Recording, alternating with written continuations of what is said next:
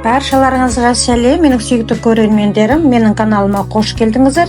Менің каналымдағы лайкты басып, подписка жасап, колокольчикті басып қойыңыздар. Алдағы уақытта мен сіздермен көптеген рецепттермен бөлісетін боламын. Соны жіберіп алмас үшін тіркеліп алыңыздар.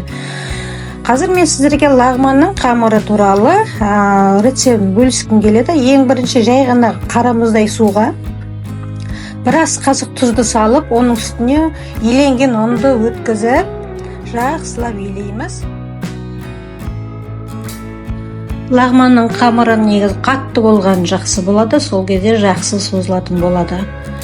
Біраз қандырып еледік, енді жұдырықтап, алақандап жақсылап еледік. Енді осыны пищевой пакетке орап, бір 30 минутқа қойып қоямыз, демалдырып. Қамыр жақсы тыну керек. Оған дейін біз өзіміздің подливамызды дайындай береміз.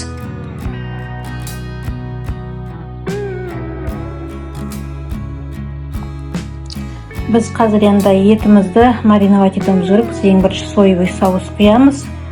Соевый соустан кейін үстіне біз бір жұмыртқа жарып, және де тұз саламыз.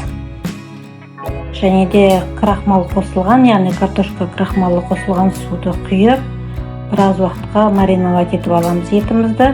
Оған дейін көкөністерімізді турай береміз. Кемінде бір 20 минут тұрса, мариновка жақсы жүреді. Қазір мен сельдерейімді көкөністерін турап болам дегенше мариновать етіліп қалады етіміз.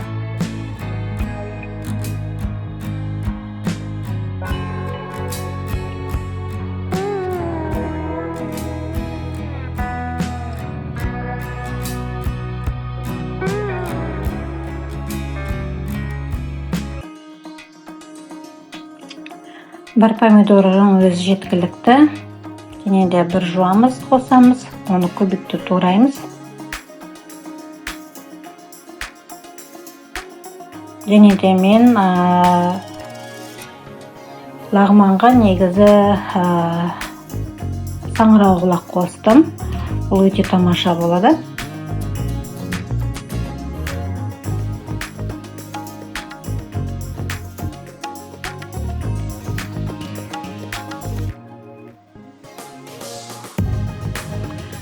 Енді сковородкамызға майымызды құйып, мариновать етілген етімізді салып, біраз қуырып аламыз.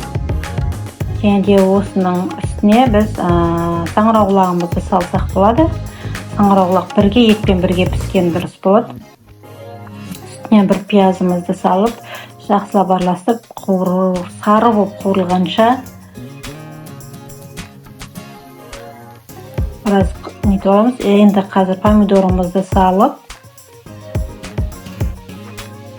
жандауымызды салдық.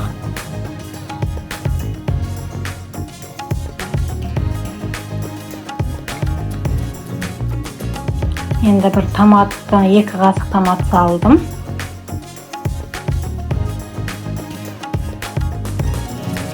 Енді сельдерейімізді салып, түрлі түсті болгарскийларымызды салып, үстіне соевый соус құйып, жауып қоямыз. Су құямыз, үстіне әрине су құйып, тұзын салып, жауып қоямыз. Енді қазір қамырымыз біздің тынды, оны мен 3-ке бөліп алдым.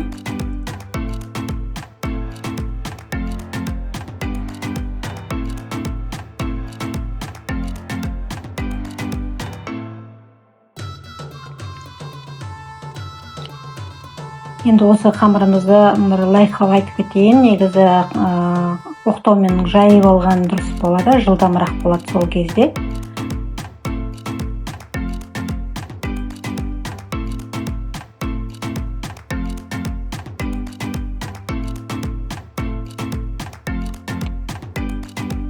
Табағымызды майлап алып, өстіп созылған қамырымызды улитка тәріздес етіп орап отырамыз. Мен негізі қазір екінші қамырымды бастап отырмын. Бірінші қамырын уже жасап қойдым, достар.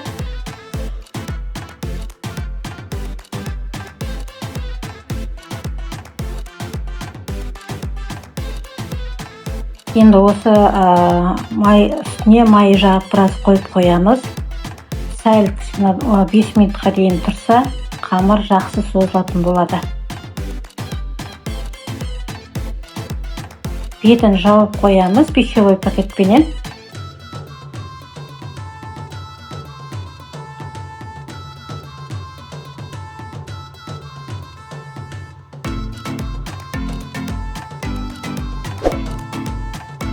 Достар, менің каналыма лайк басып, тіркеліп, комментарий қалдырыңыздар және де колокольчикті басып қойыңыздар. Мына енді екінші қайтара созып жатырмын. Иығы қанған, біраз тұрған, тынған қамыр жақсы созылатын болады.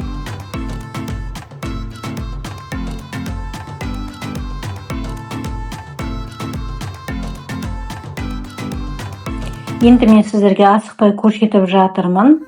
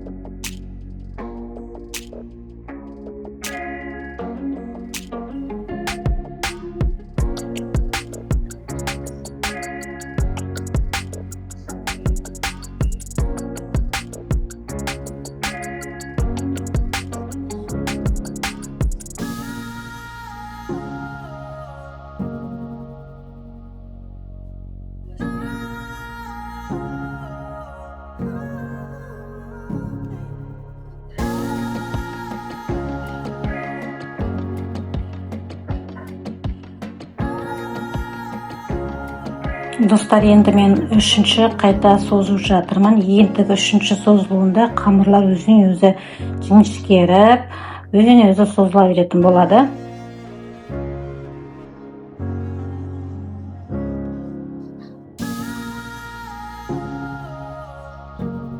Егер арасында сәл үртіктер болып жатса, қолдың ұшыменен туралап жіберсеңіздер болады. Өздеріңіз көріп отырғандай қамыр өзінен өзі созылып жатыр.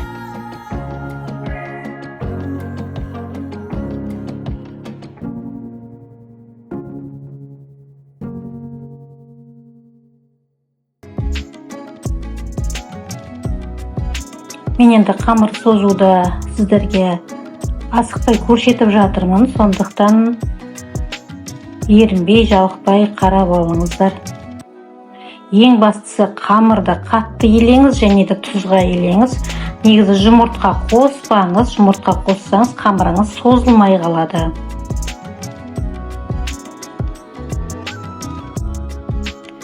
Суық суға еленген дұрыс қамырдың. Енді екі қолының арасында достар тақтайға ұрып алсаңыз, одан соң жақсы созылады қамырыңыз.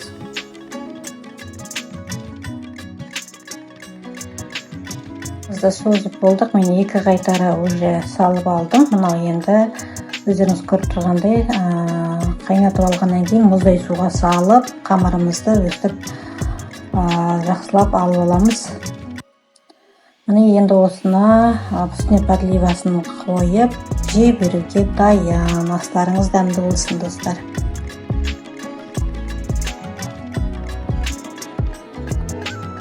Мінекей асымыз дайын. Достар, алдағы уақытта мен сіздерге көптеген рецепттермен бөлісетін боламын. Егер мен видеом ұнаса, лайк басып, подписка жасап, колокольчикті басып қойыңыздар. Алдағы уақытта мен сіздермен көптеген рецепттермен бөлісетін боламын.